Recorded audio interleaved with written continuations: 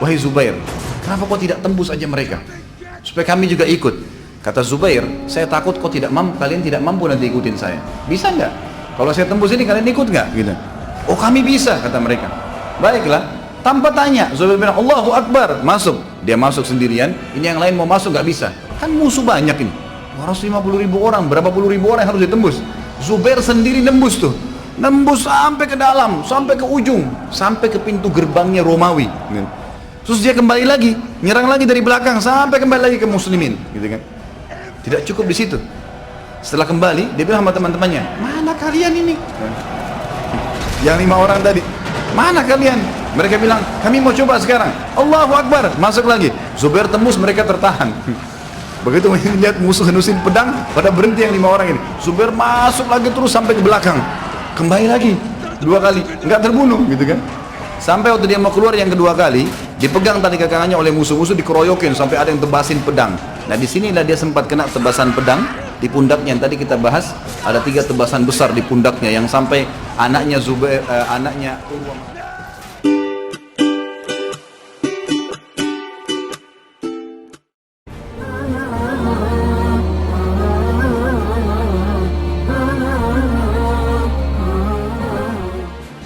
Kemudian di perang Yarmuk ini terjadi di zaman Umar bin Khattab. Nah Umar bin Khattab waktu jadi khalifah,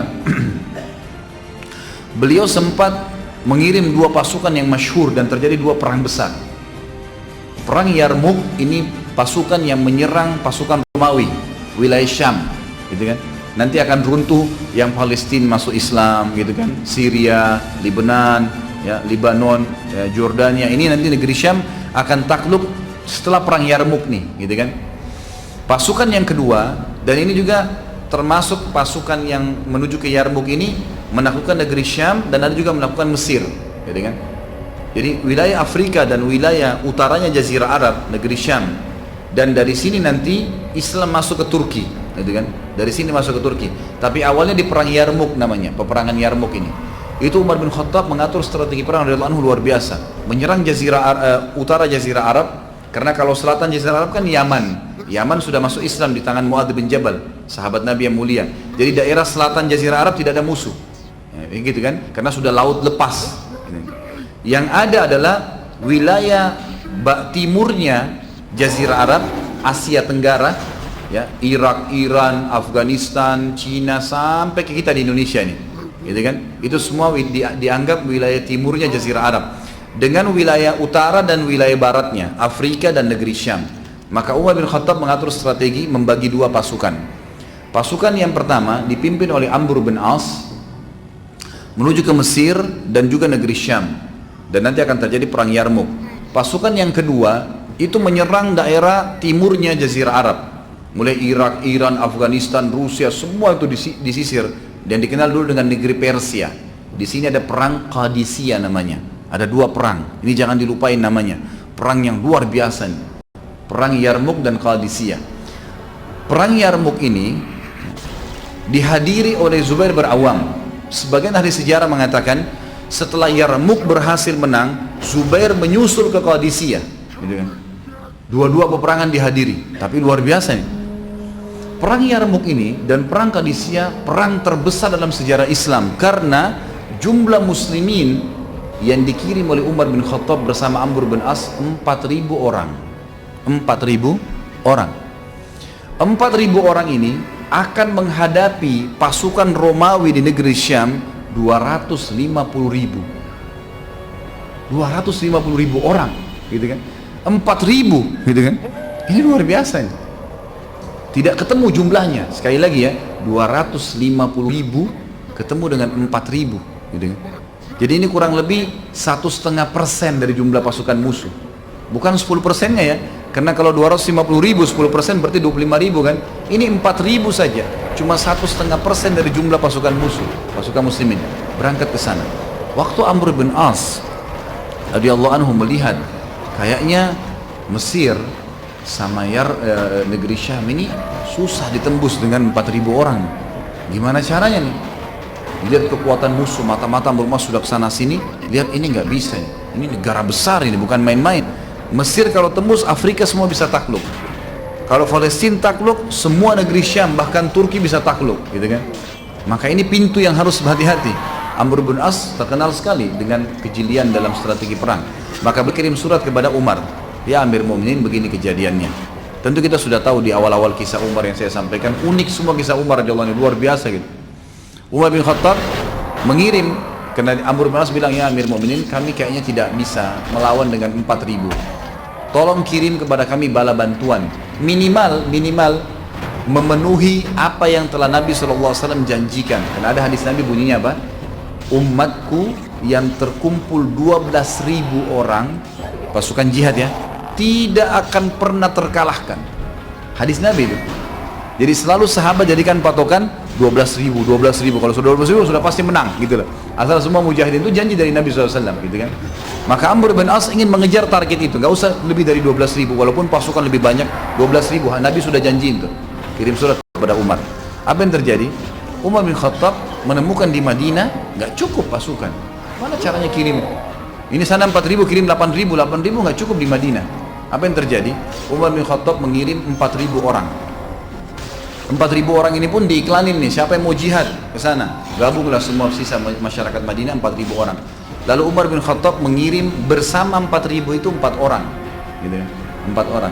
Lalu menulis surat kepada Amr bin As, wahai Amr bin As, aku telah mengirim kepadamu 8.000 pasukan, 4.000 pasukan yang real, 4.000 personil, dan ada 4 orang bersama mereka yang satunya sama dengan 1.000 orang. Jadi sama saja 4.000 nih. Ini luar biasa ini. Dan 4 orang itu disebutkan dalam kisah, pimpinannya adalah Zubair bin Awam. Ini satu orang oleh Umar bin Khattab dianggap kekuatannya 1.000 orang. Luar biasa gitu. Ada pasukan banyak 1.000 tapi malas, takut, pengecut. Suruh naik benteng nggak mau, malam-malam nggak mau perang. Takut. Begitu jihad sembunyi di bawah kolom. Kayak sebagian orang, Allahu alam siapa ini. Tapi begitulah. Tapi ini Zubair bin Awam, apa titah jihad langsung di depan. Ini bukan sembarangan orang-orang seperti ini, luar biasa. Kata Umar, dan saya ngirim bersama 4.000 itu 4 orang yang kekuatan mereka adalah 4.000. Sebab setiap orang di antara mereka punya kekuatan 1.000 orang. Tentu di sini disebutkan oleh sebagian tentang siapa saja orang-orang itu, tapi yang jelas mereka adalah pimpinannya Zubair bin Awam. Sebagian ya, disebutkan bahwasanya yang dikirim adalah Zubair pimpinannya, kemudian yang kedua Migdad.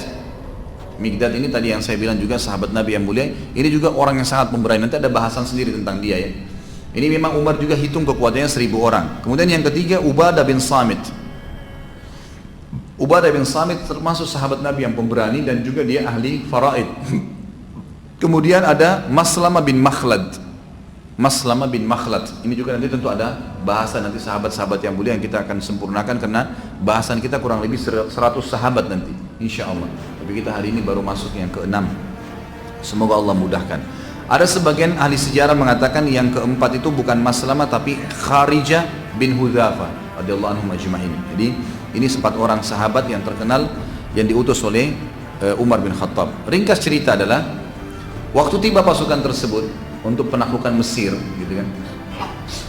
Maka ternyata Amr bin As ini kan itu ngirim surat ke Madinah lama. Dari negeri Syam, dari wilayah perbatasan Mesir ke Madinah itu bisa sebulan jalan ngantar surat. Balasan Umar bin Khattab menyiapkan pasukan balik dari ke sana lama. Dan ternyata waktu Zubair bin Awam tiba di wilayah Mesir yang akan ditemukan oleh Amr bin As ini, itu Amr bin As sudah mengepung selama 7 bulan, nggak berhasil. Jumlah pasukannya cuma 4.000 tapi ngepung, berhasil mengepung gitu kan. Begitu Zubair bin Awam datang, tanya Amr bin As, ada apa nih? Kita belum bisa tembus. Tanpa banyak ngomong nih, Zubair bin Awam langsung tarik beberapa temannya, naik kuda, kelilingin benteng itu, dikelilingin sama dia semua, dilihat kondisinya, disebarin orang-orang di situ, dilihat sama kekuatannya di mana nih, gitu kan. Orang-orang yang di atas ini, yang musuh-musuh yang tadinya siapin panah, kalau ada yang mau coba nyerang, lihat ini pasukan sedikit, segelintir, 5-6 orang tapi kelilingin benteng itu semuanya. Dan Amr bin As tidak punya strategi ini awalnya. Begitu selesai, ternyata Zubair bin Awam untuk kelilingi, dia cari celah mana yang bisa naik di tembok. Begitu selesai dia balik, Dia bilang sama Amr bin As, izinkan saya untuk bisa menembus benteng. Kata Amr, kalau bisa silahkan, gitu kan. Ya sudah 7 bulan kita kepung nggak bisa-bisa. Dia bisikin 5 orang temannya, cuma 5 orang nih. Kalau kalian dengar takbir saya, ikut dari belakang, gitu kan. Teman-temannya sudah tahu, Zubair bin Awam ini suka melakukan strategi yang luar biasa gitu. Zubair ini akhirnya taruh tangga yang mereka buat kayak kita sekarang mungkin tangga kayu. Memang zaman dulu begitu, kalau mereka mau nyerang tembok, mereka taruh tangga, mereka naik. Ya nasib-nasiban, kadang-kadang dari atas dipanahin, kadang-kadang dilemparin timah panas lah, apalah, seperti lumpur panas, bukan timah, maaf, lumpur panas dipanasin terus untuk menjatuhkan musuh gitu kan. Tapi seperti itulah, Zubair bin Awam ini membiarkan pasukan tetap berdiri dan musuh ini mengira bahwasanya muslimin belum menyerang, maka dia cari sisi tembok yang kosong lalu dia naik sendirian. Begitu dia naik sendirian, dia naik kemudian dia bunuh beberapa orang di atas situ, kemudian dia takbir, Allahu Akbar, temannya yang 5 orang naik nih, naik semua. Begitu naik, mereka 5 orang ini masuk bobrak abrik di dalam sampai berhasil membuka pintu gerbang. Hari pertama tiba, yang tadinya Amr bin As sudah 7 bulan ngepung nggak bisa-bisa, hari pertama tiba sudah tembus benteng, gitu kan. Akhirnya Mesir takluk, sampai kata ulama apa? Yang panen pahala masyarakat Mesir dan Afrika Zubair bin Awam radhiyallahu anhu. Gara-gara keberaniannya ini tembus benteng, masuk Islam, sampai sekarang Mesir muslim. Negeri di sebelahnya semua yang takluk setelah itu, Tunis, Jazair, Maroko, kemudian ke bawah semua ya, itu semua masuk Islam justru karena pintunya dari Mesir. Zubair bin Awam hanya karena keberanian yang luar biasa, yakin tentang janji Allah, menembus sendirian karena dia tahu dia mati syahid gitu kan. Tapi kalau dia tidak mati, berhasil kayak sekarang menembus, dan semua orang akhirnya ya di Mesir dan di Afrika saat masuk Islam, dan sampai kapanpun itu terjadi Zubair bin Awam panen pahalanya hanya karena kiprah yang luar biasa di medan jihad. Makanya kalau Allah mudahkan, Allah SWT mudahkan jihad ini, jangan tunda. Ada kesempatan mati langsung saja gitu kan, toh ajal akan datang gitu kan. Yang ini punya kiprah, atau Allah akan berikan kemenangan di tangan kita. Takluk Mesir, pindah ke, ini bukan perang Yarmuk ya, ini kita belum bicara perang Yarmuk, ini masuk penaklukan Mesir.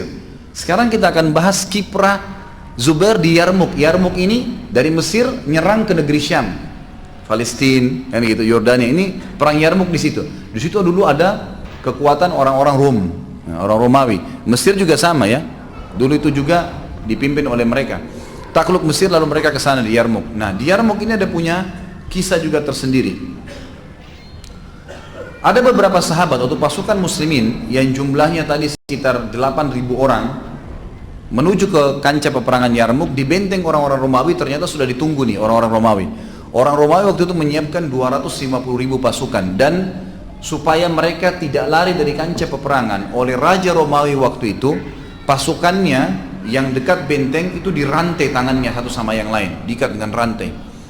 Jadi yang tangan satu pegang pedang, tangan satunya dirantai gitu kan.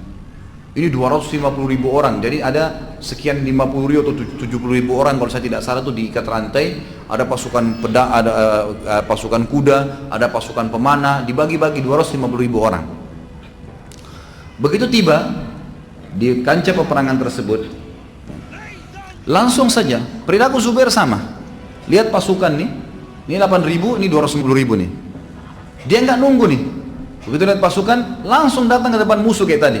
Perilakunya sama, mondar-mandir depan musuh, gitu kan. Terus sambil ayunkan pedangnya, tunjukkan kemahirannya depan, tinggal tunggu takbir diserang sama dia. Gitu. Temannya rupanya yang 5 orang tadi yang memang dia bentuk tim itu, yang bantu tadi dia waktu tembusin benteng di Mesir, itu sempat bilang, wahai Zubair, kenapa kau tidak tembus aja mereka, supaya kami juga ikut. Kata Zubair, saya takut kalian tidak mampu nanti ikutin saya. Bisa nggak? Kalau saya tembus ini kalian ikut nggak? Gitu. Oh kami bisa, kata mereka. Baiklah, tanpa tanya, Zubair bilang Allahu Akbar, masuk. Dia masuk sendirian, ini yang lain mau masuk nggak bisa. Kan musuh banyak ini, 250.000 orang, berapa puluh ribu orang yang harus ditembus. Zubair sendiri nembus tuh, nembus sampai ke dalam, sampai ke ujung, sampai ke pintu gerbangnya Romawi. Terus dia kembali lagi, nyerang lagi dari belakang, sampai kembali lagi ke muslimin. Gitu kan. Tidak cukup di situ. Setelah kembali, dia bilang sama teman-temannya, mana kalian ini? Yang 5 orang tadi, mana kalian? Mereka bilang, kami mau coba sekarang. Allahu Akbar, masuk lagi. Zubair tembus, mereka tertahan. Begitu melihat musuh hendusin pedang, pada berhenti yang 5 orang ini. Zubair masuk lagi terus sampai ke belakang, kembali lagi 2 kali, nggak terbunuh gitu kan. Sampai waktu dia mau keluar yang kedua kali, dipegang tali kangannya oleh musuh-musuh, dikeroyokin sampai ada yang tebasin pedang. Nah disinilah dia sempat kena tebasan pedang di pundaknya yang tadi kita bahas.